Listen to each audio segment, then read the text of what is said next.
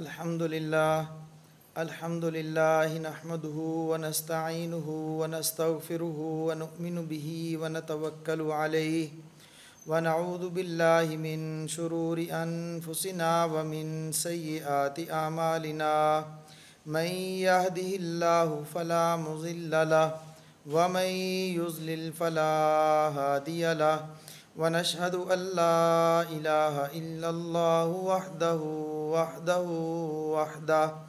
لا شريك له ولا مشير له ونشهد أن سيدنا وسندنا وطبيبنا وحبيبنا ومولانا محمدا عبده ورسوله أما بعد فأعوذ بالله من الشيطان الرجيم يا أيها الذين آمنوا كتب عليكم الصيام كما كتب على الذين من قبلكم لعلكم تتقون صدق الله العظيم وصدق رسوله النبي الكريم ونحن على ذلك لمن الشاهدين والشاكرين والحمد لله رب العالمین۔ اللہ جل جلالہ کا شکر ہے کہ اللہ رب العزت نے ہمیں رمضان مبارک کے مہینے کے اندر پہنچا دیا۔ اللہ رب العزت نے ہمیں برکتوں والا، رحمتوں والا اور گناہوں سے بخشش والا مہینہ عطا فرمایا ہے۔ اس پر اللہ جل جلالہ کا جتنا شکر ادا کیا جائے اتنا ہی کم ہے۔ اللہ رب العزت کی کسی بھی نعمت کا شکر ادا نہیں ہو سکتا، تو اللہ رب العزت نے ہمیں اتنی بڑی نعمتوں سے نوازا کہ رمضان المبارک کا مہینہ عطا فرمایا۔ یہ مہینہ رحمت والا بھی ہے، یہ مہینہ گناہوں سے بخشش والا بھی ہے، یہ مہینہ معافی والا بھی ہے، جہنم سے نجات کا بھی ہے۔ یوں سمجھو کہ یہ مہینہ نیکیوں کا سیزن ہے۔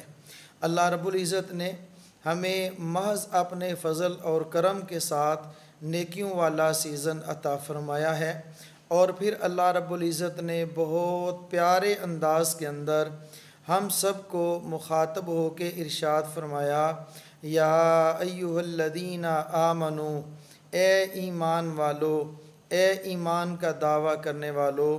اگر یہ کہا جائے تو اس کے اندر اللہ رب العزت نے اتنے پیارے الفاظ استعمال فرمائے کہ اے میرے اپنوں، تم میرے اپنے ہو، تم نے میری بات کو مانا ہے، تم نے میری بات پہ یقین کیا ہے۔ یا ایھا الذین آمنو، اے ایمان کا دعویٰ کرنے والو، اے ایمان لانے والو، کتب علیکم الصیام، تمہارے اوپر روزے فرض کر دیے گئے ہیں۔ یہ ہو سکتا تھا کہ ہم جیسے نالائق کوئی سوال کر لیتے کہ اے اللہ بھوکے رہیں گے، پیاس برداشت کریں گے، اے اللہ رات کو تراویح پڑھیں گے، قیام کریں گے، تو اتنا بڑا کام ہمارے ذمہ لگا دیا ہے۔ اللہ رب العزت ارشاد فرماتے ہیں، کتب علیکم الصیام کما کتب علی الذین من قبلکم، صرف تمہارے اوپر روزے فرض نہیں کیے بلکہ تم سے پہلے جو لوگ آئے تھے ان پر بھی میں نے روزے فرض کیے تھے۔ روزے کا مقصد کیا ہے؟ لعلکم تتقون، تاکہ تم تقوی والی زندگی اختیار کرو۔ تقوی کا مطلب حضرت امیر المومنین فاروق اعظم رضی اللہ تعالی عنہ سے عرض کیا، کسی نے آ کر سوال کیا کہ تقوی کیا ہوتا ہے؟ فرمایا کہ آپ کبھی جھاڑی دار راستوں سے گزرے ہیں؟ ایسے راستے سے گزرے ہوں جہاں پر دائیں بائیں جھاڑیاں ہوں اور وہ کانٹوں والی ہوں؟ ان کا عرض کیا جی ہاں بالکل گزرے ہیں۔ فرمایا کیسے گزرتے ہو؟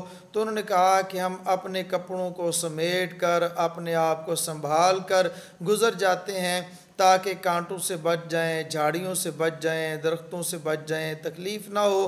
تو فرمایا کہ زندگی ایسے گزارنا کہ اللہ جل جلالہ کی نافرمانی سے بچ کر گزر جائیں، اللہ رب العزت کی اطاعت کے ساتھ گزارنا، اللہ کی بات کو مان کے گزارنا، اپنی زندگی سنبھل کر گزارنا، اسی کا معنی تقوی ہے۔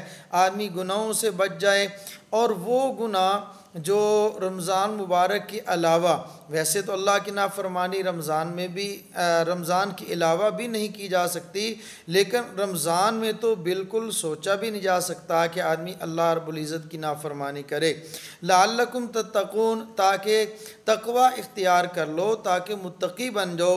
اب خلاصہ عرض یہ ہے کہ رمضان المبارک کا مہینہ جو ہے، اس کا مقصد ہی انسان کی زندگی کے اندر تقوی کا آ جانا ہے، یعنی گناہوں کو چھوڑ دینا، ایسے اعمال جن کے نہ کرنے کا اللہ رب العزت نے حکم دیا ہے، جن کے چھوڑنے کا حکم دیا ہے، ان اعمال کو چھوڑ دینا ہی تقوی ہے، اور ایسے اعمال جن کے کرنے کا اللہ رب العزت نے حکم دیا ہے، ان اعمال کا کرنا تقوی ہے۔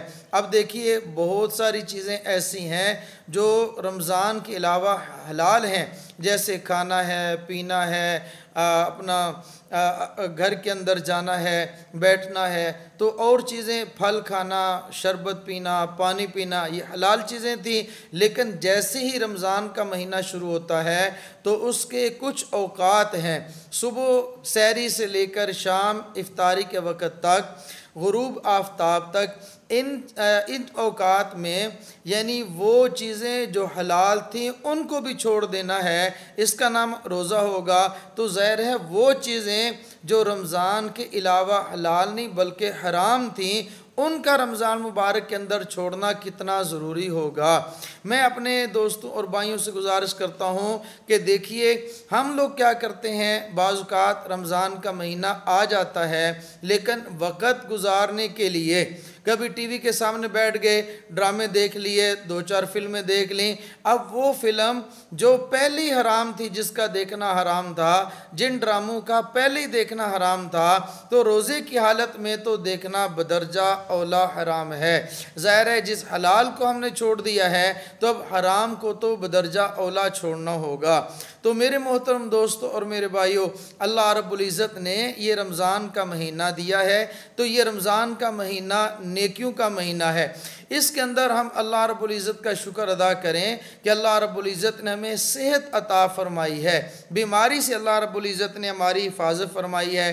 اب صحت ہے، صحت کا شکر یہ ہے کہ ہم اپنی صحت کو اللہ رب العزت کے احکام میں لگا دیں۔ صحت ہے تو رمضان کے مہینے میں اللہ رب العزت نے ہمیں بیماری سے بچا لیا۔ اگر بیمار ہوتے تو روزہ نہ رکھ سکتے، اللہ نے صحت دی ہے، روزہ رکھ لیں۔ اللہ نے صحت دی ہے، ذکر کر لیں۔ اللہ رب العزت نے صحت دی ہے، قرآن کریم کی تلاوت میں لگا لیں۔ قرآن کا اور رمضان کا آپس میں بڑا ہی جوڑ ہے۔ شہر رمضان الذی انزل فیہ القرآن، رمضان کا مہینہ ایسا ہے جس میں قرآن کریم نازل کیا گیا ہے۔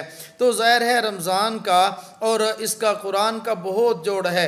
انا انزلناہ فی لیلۃ القدر وما ادراک ما لیلۃ القدر، اس میں ایک رات ایسی ہے اور وہ رات رمضان میں ہی ہے جس میں قرآن کریم کو نازل کیا گیا۔ ایک ہی رات میں پورا قرآن نازل ہوا، تو قرآن اور رمضان کا آپس میں بہت گہرا تعلق ہے۔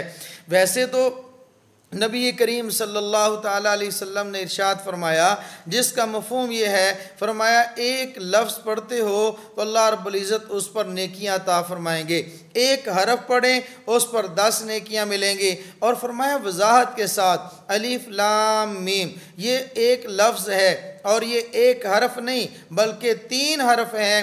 الف پر 10 نیکیاں، لام پر 10 نیکیاں اور میم پر 10 نیکیاں۔ الف لام میم پڑھنے پر اللہ رب العزت 30 نیکیاں عطا فرمائیں گے۔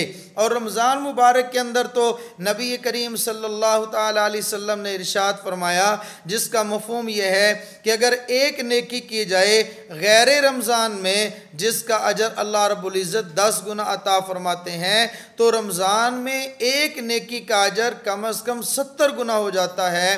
اگر ایک حرف پڑھیں گے تو اس کی نیکیاں اللہ رب العزت 70 گنا عطا فرمائیں گے۔ تو اس لیے میں گزارش کرتا ہوں کہ حفاظ کرام کم از کم 5 پارے روزانہ تلاوت کریں، اور غیر حافظ جو ہیں، جو دیکھ کر پڑھتے ہیں، ناظرہ خواں ہیں، تو ان کی خدمت میں گزارش ہے کہ وہ کم از کم 3 پارے کا معمول بنائیں۔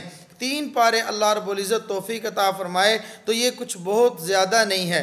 اوقات بھی ہیں، اور دوسری بات یہ ہے کہ فرصت ہے آج کل۔ اکثر لوگ آج کل یہ کرونا وائرس کی وجہ سے گھروں کے اندر بند ہوئے پڑے ہیں، شہر اور ملکوں کے ملک، شہروں کے شہر لاک ڈاؤن ہے، لوگ گھروں میں بیٹھے ہیں۔ تو اپنے گھروں میں بیٹھ کر بجائے اس کے کہ لوڈو کھیلی جائے، بجائے اس کے کہ سوشل میڈیا کا کثرت کے ساتھ استعمال کیا جائے، بجائے اس کے کہ فلمیں دیکھی جائیں، تو ہمیں چاہیے ہم قرآن کریم کی تلاوت کثرت کے ساتھ کریں۔ اور دوسرا یہ ہے ہم لوگ اللہ رب العزت کا ذکر کثرت کے ساتھ کریں، ہم لوگ تلاوت کے اندر زیادہ اوقات تلاوت میں لگا دیں۔ اور تیسری بات یہ ہے رمضان کا مہینہ جیسے ہی آتا، حضرت اماں عائشہ صدیقہ رضی اللہ تعالیٰ عنہ فرماتی ہیں کہ پیارے حبیب صلی اللہ تعالیٰ علیہ وسلم، سخی تو پہلے ہی تھے، کون نہیں جانتا پیارے حبیب صلی اللہ تعالیٰ علیہ وسلم کی سخاوت کو، لیکن فرمایا کہ جیسی رمضان آتا تو میرے پیارے حبیب صلی اللہ تعالیٰ علیہ وسلم سرسر ہوا، باد سرسر سے بھی زیادہ سخی ہو جایا کرتے تھے۔ ایسا نہیں ہو سکتا تھا کہ کوئی شخص آئے اور وہ خالی ہاتھ چلا جائے۔ اور نبی کریم صلی اللہ تعالیٰ علیہ وسلم کا معمول دیکھا یہ گیا ہے کہ کبھی ایسا بھی ہوا ہے کوئی شخص مانگنے کے لیے آیا، سوال کرنے کے لیے آیا، گھر میں موجود نہیں ہے، کسی سے قرضہ لے لیا، قرضہ لے کر آنے والے کو اس کو دے دیا ہے، اس کو خالی نہیں بھیجا۔ تو اللہ رب العزت توفیق عطا فرمائے تو رمضان کے اندر ہم لوگ صدقہ اور خیرات کثرت کے ساتھ کریں، ایک ایک صدقے کا اللہ رب العزت 70 گنا اجر عطا فرمائیں گے۔ اور تیسرا نبی کریم صلی اللہ تعالیٰ علیہ وسلم نے ارشاد فرمایا، جس کا مفہوم یہ ہے، فرمایا کہ ایک شخص اگر دوسرے آدمی کی افطاری کرتا ہے، اس کے روزے دار کی افطاری کرائے گا، اس پر اللہ رب العزت اس کو اتنا ہی اجر عطا فرمائیں گے جتنا روزہ رکھنے والے کو اجر ملا۔ اور صحابہ نے عرض کیا یا رسول اللہ صلی اللہ تعالیٰ علیہ وسلم، ہم تو فقیر لوگ ہیں، فقر ہے، اتنا مال تو نہیں ہے کہ ہم لوگوں کی افطاری کرائیں۔ اللہ کے نبی صلی اللہ تعالیٰ علیہ وسلم نے ارشاد فرمایا، روزے دار کی افطاری کو پیٹ بھر کر کھلانا مقصد نہیں ہے، یہ تو ایک کھجور سے بھی ہو سکتی ہے، ایک کچی لسی کے گھونٹ سے بھی ہو سکتی ہے۔ دیکھیے کتنا آسان کام ہے، ایک کچی لسی کا گھونٹ، اس سے اللہ رب العزت پورے روزے کا اجر عطا فرما رہے ہیں۔ ایک کھجور سے نبی کریم صلی اللہ تعالیٰ علیہ وسلم کی بشارت کے مطابق اللہ رب العزت پورے روزے کا اجر عطا فرما رہے ہیں۔ اب سوال یہ پیدا ہو سکتا تھا کہ روزے دار ہے، اس کے ذہن میں یہ بات آتی، میں تو پورا دن بھوکا رہا، پورا دن پیاسا رہا، بھوک اور پیاس میں نے برداشت کی ہے، تو اجر تو وہ لے گیا جس نے میری افطاری کرا لی۔ نہیں بھئی، میں تو افطاری اپنی ہی چیز سے کروں گا، اس کے بعد دوسرے بھائی نے جو ہدیہ دیا ہے اس سے میں افطاری کروں گا، تو روزے کے اندر ثواب میں کمی آ جائے گی۔ فرمایا نہیں، جو افطاری کرواتا ہے اس کو بھی اللہ رب العزت اجر عطا فرمائیں گے، اور جس نے روزہ رکھا اس کے اجر کے اندر کمی نہیں ہوتی۔ تو میرے دوستوں اور میرے بھائیوں، میری ماں اور بہنوں، میں آپ تمام حضرات سے گزارش کرنا چاہتا ہوں، یہ رمضان مبارک جو ہے برکتوں والا مہینہ ہے، برکتیں ہی برکتیں ہیں۔ کیسے برکت ہو جاتی ہے؟ اللہ کے نبی صلی اللہ تعالیٰ علیہ وسلم نے ارشاد فرمایا کہ مومن کے رزق میں برکت کر دی جاتی ہے، برکت عطا کر دی جاتی ہے، یعنی مومن کا رزق بڑھا دیا جاتا ہے۔ تو میں یہ عرض کیا کرتا ہوں، اگر دیکھا جائے اس رزق سے مراد کیا ہے؟ یہ رزق جو ہے، یہ رزق جسمانی بھی ہو سکتا ہے اور رزق روحانی بھی ہو سکتا ہے، یا یوں سمجھو کہ یہ رزق حصی بھی ہو سکتا ہے اور یہ رزق حکمی بھی ہو سکتا ہے۔ جسمانی رزق یعنی ایسا رزق جو نظر آتا ہے اور جس کا جسم موجود ہے، وہ رزق ہے کھانا پینا، دسترخوان پہ ملنے والی نعمتیں۔ اگر عام حالات میں دیکھا جائے تو رمضان کے مہینے کے علاوہ کھانے کو اتنی چیزیں نہیں ملتی جتنی چیزیں رمضان کے مہینے میں ملتی ہیں۔ سحری ہو یا افطاری، غریب سے غریب بھی آدمی ہو تو اس کے دسترخوان پر پہلے سے زیادہ اللہ رب العزت کھانے کی چیزیں عطا فرما دیتے ہیں۔ اگر دوسری بات دیکھی جائے کہ ایک یہ ہے وہ رزق جس کا جسم ہے، جس کو جسمانی رزق کہہ سکتے ہیں، اور دوسرا ہے روحانی رزق جو دیکھنے میں نظر نہیں آتا۔ وہ کون سا ہے؟ اللہ رب العزت برکتیں عطا فرماتے ہیں اور رزق میں کثرت عطا فرما دیتے ہیں، وہ رزق ہے روحانی۔ اور اصل رزق مومن کا تو وہی ہے اللہ کا ذکر، اللہ کی یاد۔ یا اگر دیکھا جائے تو پورے سال میں جن کو اللہ رب العزت ایسے لوگ بھی ہیں وہ توفیق نہیں ملتی، یعنی پورا سال گزر گیا قرآن کریم کو کھول کے بھی نہیں دیکھا، لیکن جیسے ہی رمضان کا برکت والا مہینہ آیا قرآن کریم کی تلاوت شروع کر دی، تو یہ مومن کا رزق ہے۔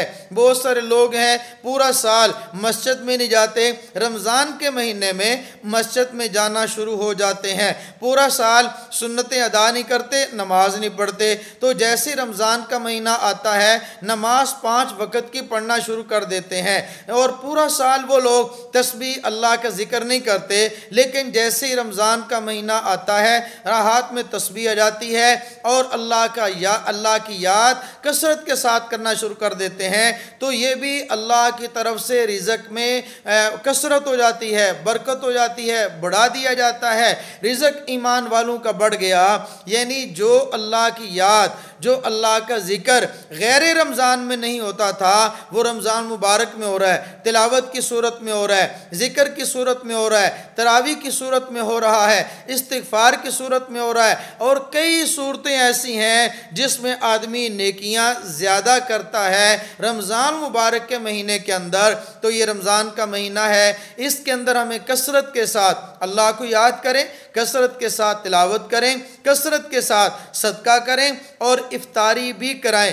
افطاری کراتے ہوئے ایک بات ذہن میں رکھیں، ایک ہے افطاری اپنے ہی رشتہ داروں کی کروانا، ایک ہے افطاری اپنے ہی دوستوں کی کروانا، ایک ہے افطاری اپنے ہی محلے کے لوگوں کی کروانا۔ اس سے کئی گنا وہ افطاری بہتر ہے ایسے غریب کو تلاش کیا جائے، ایسے غریب خاندانوں کو دیکھا جائے، مدرسے کے ان یتیموں، غریبوں، طالب علموں کو دیکھا جائے جن کو کھانے کو نہیں ملتا، جن کے پاس پیسہ موجود نہیں ہے، پورا دن روزہ رکھ لیا ہے۔ کئی دفعہ ایسا ہوتا ہے کہ بھوک اور پیاس کی وجہ سے روزہ تو رکھ لیا، ارادہ کیا چلو شام کو کچھ مل جائے گا، لیکن شام کو ان کے ہاں نہیں ہوتا، تو ایسے گھروں کو تلاش کیا جائے، ان کے گھر میں افطاری کا سامان پہنچایا جائے، اس پر جو وہ دعائیں دیں گے اللہ رب العزت کی ذات خوش ہو جائے گی۔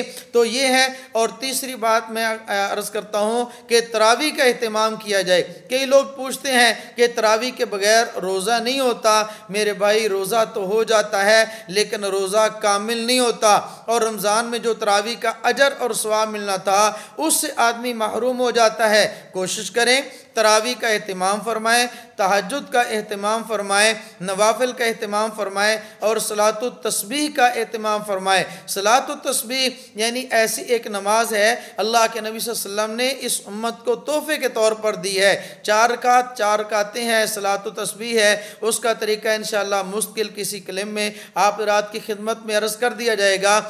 کوشش کرنی چاہیے ہر رات کو صلاۃ التسبیح ہو جائے، اگر ہر رات نہیں تو کم از کم ہفتے میں ایک بار جمعہ کے دن پڑھ لیں، نہیں تو کم از کم پورے رمضان میں ایک مرتبہ ضرور صلاۃ التسبیح پڑھ لیں۔ اللہ رب العزت ہمیں اس رمضان مبارک کو نیکیوں کا سیزن ہمارے لیے بنا دے۔ اللہ رب العزت ہمیں گناہوں سے محفوظ زندگی عطا فرمائے اور نیکی کرنے والی زندگی عطا فرمائے۔ وآخر الدعوانا ان الحمد للہ رب العالمین۔